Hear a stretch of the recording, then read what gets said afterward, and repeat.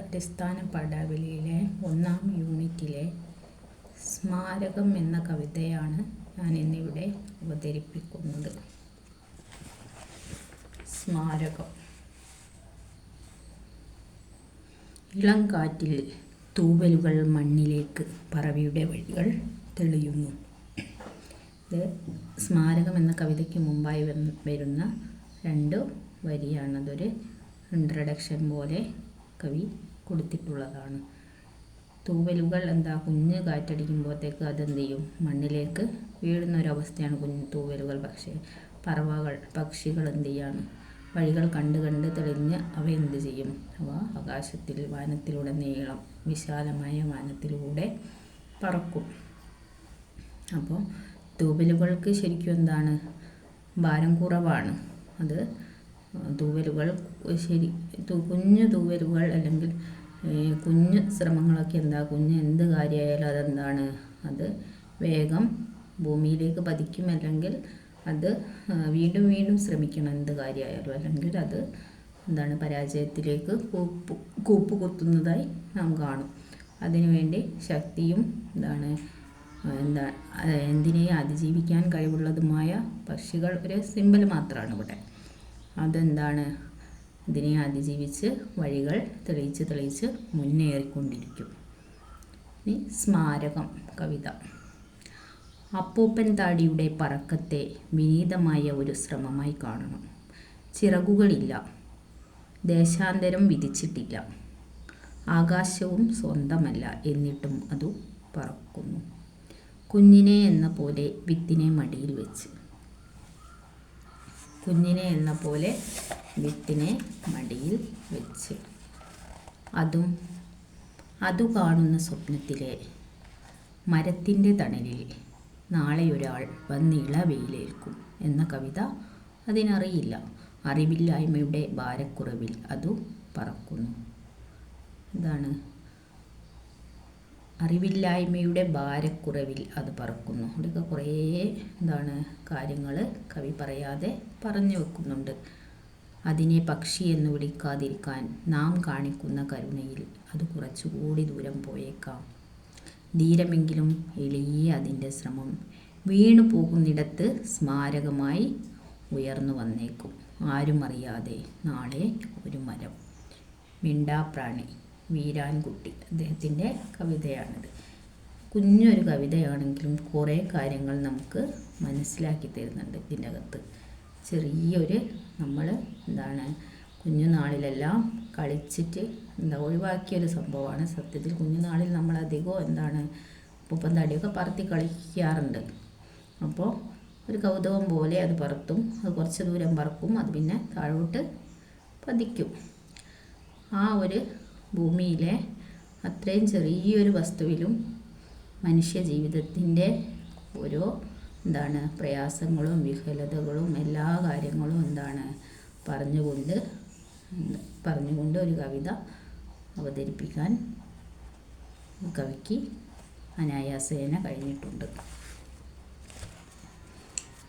അപ്പൂപ്പൻ താടിയുടെ പറക്കത്തെ വിനീതമായ, ഇതുകൊണ്ട് ഇവിടെ ഒരു വിനീതമായൊരു ശ്രമം എന്നാണ് കവി പറഞ്ഞിരിക്കുന്നത്. കാര്യം ഇതൊരു കൊച്ചു വസ്തുവാണ്, ചെറിയൊരു കാര്യമാണ് അപ്പൂപ്പൻ താടി എന്ന് പറഞ്ഞാൽ. ആരും അധികം ശ്രദ്ധിക്കപ്പെടാതെ പോകുന്ന ഒരു വസ്തു.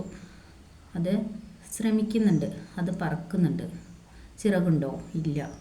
അതിനൊരു പ്രദേശത്ത് നിന്ന് മറ്റൊരു പ്രദേശത്തേക്ക് പറന്നു പോകാനുള്ള ശക്തിയോ ഒന്നും തന്നെ ഇല്ല. ദേശാന്തരം അതിന് ഇല്ല, വിധിച്ചിട്ടില്ല. ആകാശം സ്വന്തമായിട്ട് അതിന് വേണോ? കുറഞ്ഞ ദൂരത്തേക്ക് പറന്നു പോകുന്ന ഒരു അപ്പൂപ്പൻ താടിക്ക് അതിൻ്റെ ആവശ്യമില്ല. എന്നിട്ടും അത് പറക്കുന്നു. അവിടെയാണ് ശ്രദ്ധിക്കേണ്ടത്. എന്നിട്ടും അത് പറക്കും. നമുക്ക് ചെറിയ കാര്യങ്ങൾ ചിലപ്പോൾ വരും, അതിൻ്റെ പരിസമാപ്തി ചിലപ്പം നമ്മൾ പോലും അറിയാത്തൊരു വലിയൊരു നല്ല കാര്യത്തിലേക്കായിരിക്കും. പക്ഷെ അതുകൊണ്ട് നമ്മൾ എന്ത് ചെയ്യണം, ചെറിയൊരു കാര്യം ചെയ്യുകയാണെങ്കിലും അതിനു വേണ്ടി ശ്രമിച്ചുകൊണ്ടിരിക്കണം എന്ന് ഒരു ഇന്നർ മീനിങ് കൂടി കവി ഇവിടെ വരച്ചിടുന്നുണ്ട്. പിന്നെ അതറിയാതെ അറിഞ്ഞുകൊണ്ടോ എങ്ങനെയോ വലിയ വേറൊരു കാര്യം കൂടി ചെയ്യുന്നു. അതിൻ്റെ കുഞ്ഞിനെ സാധാരണ മാതാവ് കുഞ്ഞിനെ എന്ത് ചെയ്യും, നമ്മളെക്കാൾ അമ്മ തന്നേക്കാളും കൂടുതൽ കുഞ്ഞിനെ എന്ത് ചെയ്യും, സംരക്ഷിക്കാൻ വേണ്ടി ശ്രമിക്കും. അതുപോലെ അപ്പൂപ്പന്താടി തൻ്റെ കുഞ്ഞിനെയും കൊണ്ടാണ് എവിടെയും പോകുന്നത്, സംരക്ഷിക്കുന്നുണ്ട്, ഒക്കെ ചെയ്യുന്നുണ്ട്. അതോടൊപ്പമാണ് പറക്കുന്നത്.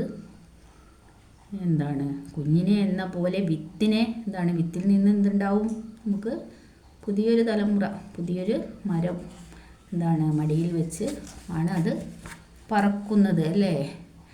അത് കാണും സ്വപ്നത്തിലെ. പക്ഷെ അതിന് കുഞ്ഞുങ്ങൾക്കായാലും ചെറിയ ചെറിയ കാര്യങ്ങൾ ചെയ്യുന്നവർക്കായാലും ഭൂമിയിലുള്ള ഏതൊരു ഇതിനും എന്തുണ്ട്, സ്വപ്നങ്ങളുള്ളതായിട്ടും കവി പറയുന്നു. നമ്മൾ ചെറുതാണെങ്കിലും അത് കാണാതെ പോകരുത്. അതുപോലെ അറിയാതെ വലിയൊരു കാര്യത്തിന് എന്തായി വരും, വലിയ എന്തെല്ലാമോ ചെയ്യുന്ന ഒരു നന്മയുടെ മരമായിട്ട് ലാസ്റ്റ് കവിതയുടെ അവസാന ഭാഗത്ത് ധീരമായ ശ്രമം എന്ന് വരെ പറഞ്ഞു വെക്കുന്നിടത്തേക്ക് ഈ കവിത എത്തിപ്പെടുന്നുണ്ട്. അതാണ് നിങ്ങൾ ശ്രദ്ധിക്കേണ്ടത്. ആദ്യം വിനീതമായ ശ്രമം എന്താവുന്നുണ്ട്, അവസാന ഭാഗത്തെത്തുമ്പോൾ ധീരമായ ശ്രമമായിട്ടും എന്നും ഓർക്കുന്ന ഒരു സ്മാരകമായിട്ടും ഒക്കെ ഈ അപ്പൂപ്പന്താടി എന്ന് പറഞ്ഞ ഈ കുഞ്ഞു നമ്മളൊക്കെ കളിച്ചിട്ട് വെറുതെ അങ്ങ് തള്ളിക്കളയുന്ന ഒരു കുഞ്ഞു കാര്യം, പ്രകൃതിയിലെ കുഞ്ഞു സൃഷ്ടി തന്നെയാണ് അതും. അപ്പോൾ അതും കാണും സ്വപ്നത്തിലെ മരത്തിൻ്റെ തണലിൽ. നാളെ ഒരാൾ വന്നിളവേൽക്കുമെന്ന് പറഞ്ഞാൽ അതിന് ഒരു കുഞ്ഞു മരമുണ്ടാകും. അതിനാണതെന്ത് വിത്ത് സംരക്ഷിക്കുന്നത്. അപ്പോൾ മരമുണ്ടാകും. ആ മരത്തിൻ്റെ തണലിൽ നാളെ ഒരാൾ വന്ന് ഇളവേൽക്കും എന്നുള്ള കാര്യമോ തണലിൽ വന്നിരിക്കുന്നുള്ള കാര്യമോ ഒന്നും അതെന്ത് ചെയ്യുന്നില്ല, ഗവനിക്കുന്നില്ല. സത്യത്തിൽ അറിവില്ലായ്മയുടെ ഭാരക്കുറവ്. നമുക്ക് അറിവ് ചിലർക്ക് ചില സമയങ്ങളിൽ ഭാരവും, ചില സമയത്ത് ആ ഭാരക്കുറവ് നമുക്ക് അനുഗ്രഹമായിരിക്കും. അറിവ് കൂടുതലാകുമ്പോൾ അഹന്ത വരുന്നവരും അറിവ് കൂടുമ്പോൾ വിനീതരാവുകയും തീരെ അഹങ്കാരമില്ലാതെ വിനയ സ്വഭാവമുള്ളവരായി മാറുന്നതൊക്കെ നമ്മൾ കണ്ടില്ലേ. അറിവില്ലായ്മയാണ്. ഇതിന് ഞാനൊരു വലിയ മരമാകുമെന്നോ ഞാൻ കുറേ പേർക്ക് തണലേകുമെന്നോ എന്നുള്ള വലിയൊരു കാര്യമൊന്നും ആർക്കറിയുന്നില്ല. അപ്പോൾ ഈ കൊച്ചു അപ്പൂപ്പന്താടിക്ക് അറിവില്ല. ആ അറിവില്ലായ്മയാണ് അതിനത് അനുഗ്രഹമാവുന്നത്.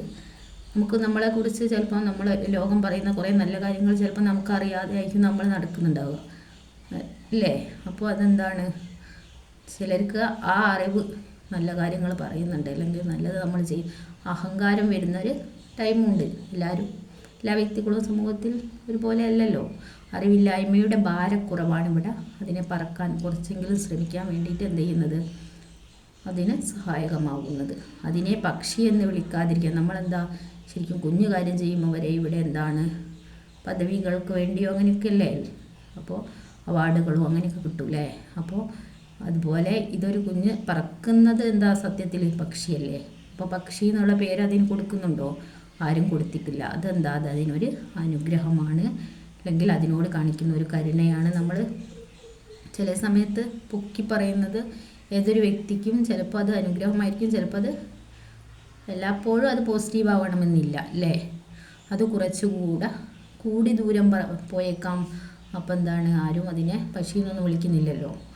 അപ്പോൾ അതിനെ എളിമ വരികയാണ്. അപ്പോൾ അത് വീണ്ടും ശ്രമിക്കുക, കുറച്ചുകൂടി ദൂരം പോകാൻ ശ്രമിക്കുക, അതൊക്കെ ചെയ്യും.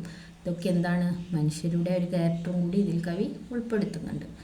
ധീരമെങ്കിലും എളിയ അതിൻ്റെ ശ്രമം വീണു പോകുന്നിടത്ത് സ്മാരകമാകുന്നു.